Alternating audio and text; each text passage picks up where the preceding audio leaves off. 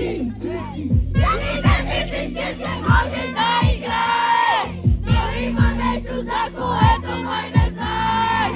За мене много слухове се носят мила, но знам, че ти с мене също би сгрешила. Това на пода и на стола, или в асансьора, и губи сме контрола.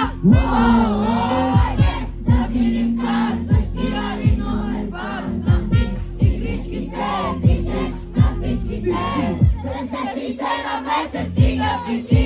Лъжите са като евро, злато, палми, долари, нали това е бюджета? Не си с смето, ребета, реша, ти са рози, искаш да е букета. Ма ти си леко известна и искаш голямата сцена. Ти ще ставаш за мен, но ще те взема вегена.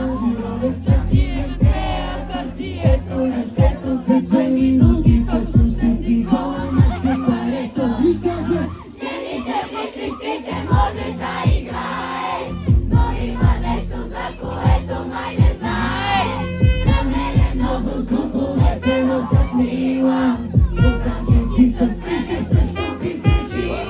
Гола на пода и на стола, или в асансьора, и губи сме контрола. Хайде да видим как същия ли номер пак знам ти. Игричките пишеш на всичките, на пода и на стола, или в асансьора, и губи сме контрола. Хайде да видим как същия ли номер пак знам ти. Игричките пишеш на всичките. Напишете на туксите!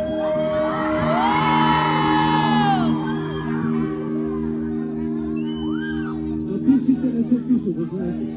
Изключително лошо идея. Никакъв случай. Скъпи приятели, надявам се осъзнаете, че това е една песен и не е ирония, една метафора на абсолютно всичко, което ни заобикаля, особено на жените, които ни заобикалят. Особено Иван Тишев и мен, защото той има вече енергия. Не го заобикаля, брат. Да не го заобикалят. Почвам днес, като наистина по-добре да не го заобикалят, но виж сега, приятели мои.